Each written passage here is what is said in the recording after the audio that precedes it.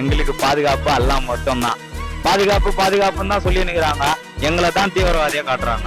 India கூட்டணி அப்படின்னு சொல்லிட்டு இருக்காங்க. இங்க கிடையாது, இங்க மக்கள் கூட்டணி. மக்கள் தான் சப்போர்ட்டே தளபதி. அதே போல 75 வருஷம் இல்ல, எத்தனை வருஷம் ஆண்டாலும் ஆலமரத்தை கண்டிப்பா அசைப்போம்ல, வேரோடு கருவறுப்பு. மனைவி கிட்ட ஒப்பீனியன் கேட்டு கட்சியை தாரவாத்து குத்தவரு. அவங்க நம்ம ஒரு பொருட்டாவே எடுத்துக்க கூடாதுன்னு. எம்ஜிஆர் இறந்த பிறகுதான் ரஜினிகாந்த் சூப்பர் ஸ்டாரு.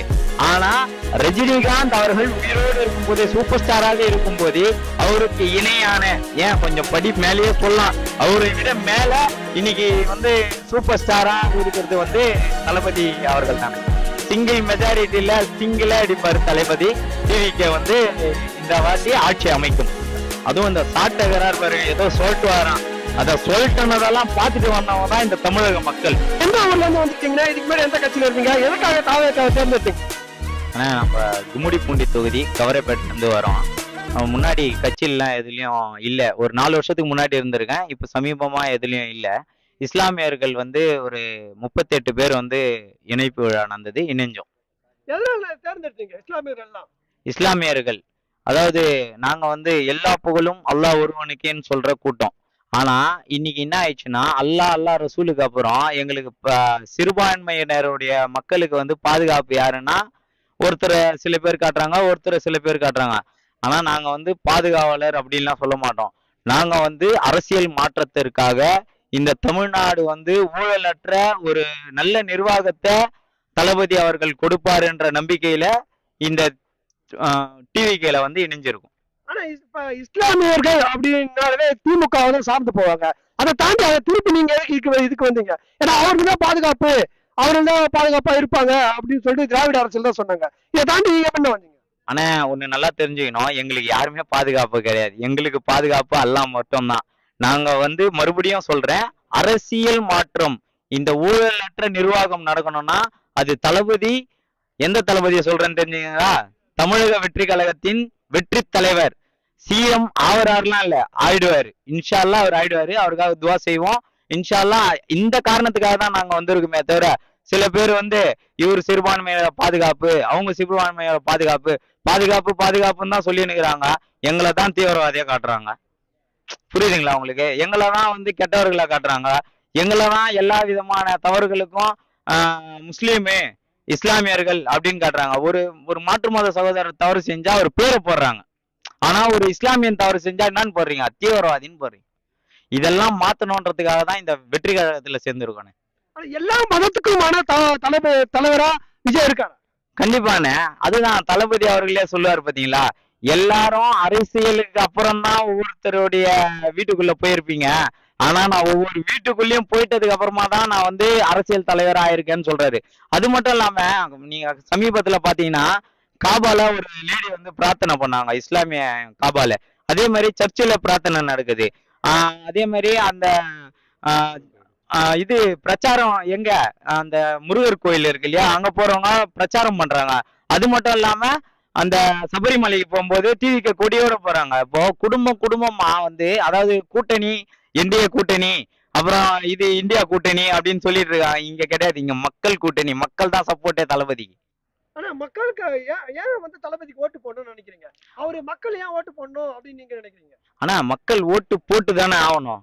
இப்ப சமீபத்துல வேளச்சேரியில ஒரு சம்பவம் பார்த்திருப்பீங்க. அதுக்கு முன்னாடி ஒரு சம்பவம் பார்த்திருப்பீங்க. ஒரு 4 பேர் சேர்ந்து ஒருத்தரை ஹிந்திக்கார கூட்டு போய் வெட்டினது. அதெல்லாம் நேஷனல் நியூஸ் ஆயிடுச்சு. எதனால?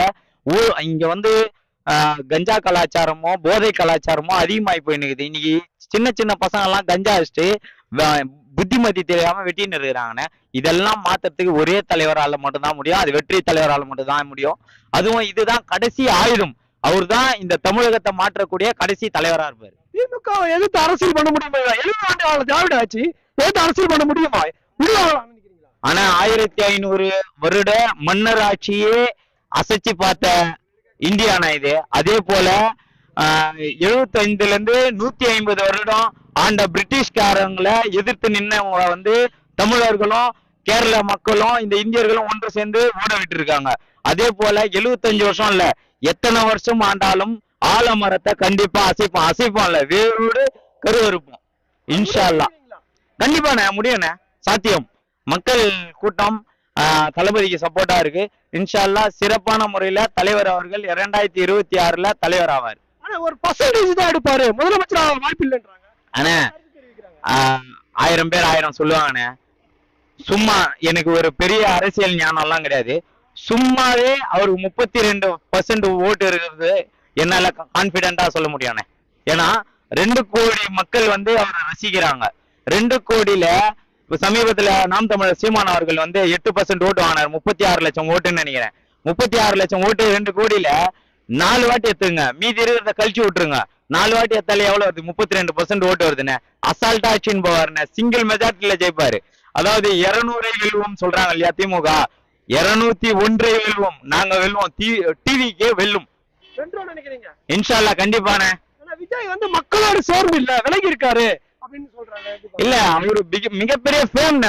அவர் வந்து சாதாரணமான ஆளா இருந்தா அவர் மக்களோட இருக்கலாம். இப்போ ஸ்டாலின் அவர்களோட இந்த மாதிரி நிக்க முடியுமா? நீங்க சொல்லுங்களேன். முடியாது. இல்லையா அம்மையார் ஜெயலலிதா அவர்களோட நிக்க முடியுமா? நிக்க முடியாது. யார் சொன்னா? எங்கேயுமே நிக்கல. அப்போ தளபதியை மட்டும் எப்படி நீங்க கூட்டத்துல நிக்க முடியும்னு நினைக்கிறீங்க? நார்மலாவே பிக் க்ரௌட் இருக்கு அவருக்கு. அதனால வந்து அவர் வந்து தமிழ்நாட்டுல மட்டும் இல்ல, வேர்ல்டு ஃபுல்லா இருக்கு. கேரளாவிலயும் அவர் தான் சூப்பர் ஸ்டார். அதனால அவருக்கு வந்து பயங்கர க்ரௌட் இருக்கிறதால அவர் வந்து அப்படி இருக்கிறது தான் நல்லது. ஆனா வெல்றதுக்கான வாய்ப்பு இருக்கு. இப்ப வந்து 200 கோடி விட்டுட்டு வர்றாருன்னா 2 லட்சம் கோடி சம்பாதிக்க தான் வர்றாருன்னு சில பேர் விமர்சனம் பண்றாங்க. ஆமா, கண்டிப்பா. அந்த சில பேர் யாருன்னா திமுகவோட கூட்டணியில இருக்கிறவங்க தான். அண்ணன் கருணாஸ் கூட அதை சொல்லியிருப்பாரு. அவருக்கு நான் அவர் வந்து என்ன சொல்றாருன்னு தெரியுதுங்களா உங்களுக்கு? 200 கோடியை விட்டுட்டு 2 லட்சம் கோடியை சம்பாதிக்க வரேன்றாரு. ஏன்னா அப்படிதான் சம்பாதிச்சுன்னுக்குறாங்க போல. ஏன்னா அப்பதான் அவருக்கு தெரியுது முதல்வர் வந்து அப்படி சம்பாதிக்கிறாரு போல. அதனால கருணாஸ் அவர்களுக்கு தெரியுது. அதனாலதான் அதை சொல்றாரு. ஆனா நம்ம தலைவர் வந்து 200 கோடியும் வேணா, 2 லட்சம் கோடியும் வேணா, உன் காசை திருடுறான் ஒருத்தன், அதை நான் காப்பாத்தி கொடுக்குறேன்னு வர்றாரு. இதுதான் வந்து தளபதியோட கோல். இப்ப சரத்குமாரோட இது ஒரு கட்சியாக நான் மதிக்கல அப்படின்றாரு. நீங்க வந்து 2 லட்சம் ஓட்டு இருக்கு, 2 கோடி ஓட்டு இருக்குன்றீங்க. ஆனா அவர் ஒரு கட்சியாக மதிக்கலன்றாரு. எப்படி பாக்குறீங்க? ஆனா அவர் வந்து 20 கோடி ரூபாய் கனவுல 20 கோடி ரூபாய் மனைவி கிட்ட ஒப்பீனியன் கேட்டு கட்சியே தாரவாத்து குத்தவரு. அவரை வந்து நம்ம ஒரு பொருட்டாவே எடுத்துக்க கூடாதுன்னு. ஆனா இப்ப பல பேர் வந்து சொல்றாங்க விஜயால வந்து தாக்கு பிடிக்க முடியாது, இந்த தேர்தலோட அவர் போயிடுவாரு அப்படின்றாங்க. ஆனா நான் வந்து சின்ன வயசுல இருந்து விஜய் ஃபேன் தான். ஆனா சமீப காலமா வந்து ஃபேனை தாண்டி அவருடைய அரசியல் இது வந்து பாத்துட்டு இருக்கேன். அவர்கிட்ட எதெல்லாம் மைனஸா இருக்குன்னு மக்கள் சொன்னாங்களோ படம் நடிக்கும் போதுல இருந்தே, அதெல்லாம் அவர் எப்படி மாத்திட்டு வந்தாருன்னா ஒவ்வொன்னா மாத்திட்டு வந்து இன்னைக்கு வந்து உச்சபட்ச நடிகர், இந்தியாவிலேயே டாப் நம்பர், அதாவது டாப் நாக்குன்னு சொல்லுவாங்கல்ல, அது அவர் தான். அதனால எல்லாத்தையும் மாத்திட்டு வந்தாரு. அதாவது எம்ஜிஆர் இறந்த பிறகுதான் ரஜினிகாந்த் சூப்பர் ஸ்டாரு. ஆனா ரஜினிகாந்த் அவர்கள் உயிரோடு இருக்கும் போதே, சூப்பர் ஸ்டாராக இருக்கும் போதே அவருக்கு இணையான, ஏன் கொஞ்சம் படி மேலேயே சொல்லலாம், அவரை விட மேல இன்னைக்கு வந்து சூப்பர் ஸ்டாரா இருக்கிறது வந்து தளபதி அவர்கள் தானே.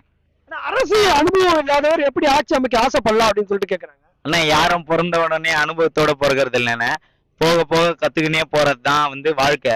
அதனால வந்து அவர் கூட இருக்கிற நிறைய அட்வைசர்ஸ் வந்து அவரை சிறப்பா வழி நடத்துவாங்க. அது மட்டும் இல்லாம மக்களுக்கு நல்லது செய்ய அனுபவம் தேவையில்லைன்னு, நல்ல மனம் இருந்தா போதும். அது எங்க தளபதி கிட்ட. இன்னைக்கு கூட சில பேர் பேட்டியில சொல்லியிருக்காங்க, நீங்களா அரசியல் பண்றீங்க, மக்களோடு நிக்காம என்ன அரசியல் பண்றீங்கன்னு கடுமையா விமர்சிக்கிறாங்க. இது எப்படி பாக்குறீங்க? மக்களோட நிக்கிறோமே, மக்களோட நிக்காம எப்படி நாங்க அரசியல் பண்ண முடியும்? மக்களோட ஒவ்வொரு மாவட்டத்திலயும் நீங்க போய் பாருங்க, பொங்கல் விழா நடக்குது, ஏழைகளுக்கு உதவி நடக்குது, வீடு கட்டும் விஷயம் நடக்குது. அதுக்கப்புறமா விலையில்லா உணவகம் கும்மிடிப்பூண்டி தொகுதியில கவரப்பேட்டில் அண்ணன் சாதுபாய் அவர்கள்னு ஒருத்தர் இருக்காரு. அவர் என்ன பண்றாரு, விலையில்லா உணவகம் வாரம் 3 நாள் நடத்துறாரு. கிட்டத்தட்ட 50ல இருந்து 100 பேர் அவங்க சாப்பிட்டுட்டே இருக்காங்க. மக்களோட மக்களா மக்களையும் நிக்க வைக்கிறாரு. அவர் சொல்ற விஷயங்களும் நடக்குது. 3 முனை போட்டியா இருக்குமா, 2 முனை போட்டியா இருக்குமா? ஆனா தளபதி அவர்கள் சொன்னதுதான் 2 முனை போட்டின்னு சொன்னார் தளபதி அவர்கள். அதாவது ஒன்னு டிஎம்கே, இன்னொன்னு டிவிகேன்ட்டு. ஆனா எங்களை பொறுத்தவரையிலும் டிஎம்கே வரல, ஏடிஎம்கே வரல, பிஜேபி வரல, எதுவுமே இல்ல. சிங்கிள் மெஜாரிட்டியில சிங்கிளா அடிப்பாரு தளபதி. டிவிகே வந்து இந்த வாட்டி ஆட்சி அமைக்கும். விமர்சிக்கிறாங்க நாம் தமிழர் கட்சி. ஆனா நாம் தமிழருக்கு வந்து அவங்களுக்கு ஒண்ணு சொல்ல கண்டிப்பா விரும்புறேன் நான். என்னன்னா, முதல்ல தமிழனுக்கு இருக்க வேண்டிய மிகப்பெரிய அடையாளம் எதுனா மரியாதையா பேசணும், வந்தவங்கள வாழ வைக்கிற ஊரு. அது மட்டும் இல்ல, கண்ணியம் இல்லாத வார்த்தைகளை தலைவர் முதல் தொண்டை வரை, அதுவும் இந்த சாட்டகரார் பாருங்க, ஏதோ சொல்லிட்டு வரான், அத சொல்லிட்டனதெல்லாம் பார்த்துட்டு வந்தவங்க தான் இந்த தமிழக மக்கள். புரியுதுங்களா? எல்லாரையும் பார்த்தவங்க தான் இந்த தமிழக மக்கள். நான் யாரு சொல்றேன்னா, ஐயா எம்ஜிஆர் அவர்களையும் பார்த்த இதுதான். அவரை போல நல்லாட்சி செய்யறதுக்கு தான் தளபதி அவங்க வராங்க. ஆனா நாம் தமிழர் கட்சி இருக்கு பாத்தீங்களா, இருக்கிறதுலயே ஒஸ்டான கட்சி, அரசியல் செய்யவே தகுதி இல்லாத கட்சி. ஒரு பக்கம் பழனி பாபாவை பிச்சுக்கிறாங்க, ஒரு பக்கம் பிரபாகரன் அவர்களை பிச்சுக்கிறாங்க. இதுவரையிலும் கிட்டத்தட்ட எத்தனையோ போட்டிகள் பங்கேற்றுட்டாங்க அரசியல் போட்டியில. அவங்கள ஒரு கட்சியாவே மதிக்கல. இப்ப 8% வாங்கியிருந்தாங்க. தேவையில்லாத விஜய் அவர், தளபதி விஜய் அவர்களை தொட்டு அந்த 8% ஓட்டும் நாளைக்கு 1% தான் வந்து நிற்கும் இன்ஷால்லா.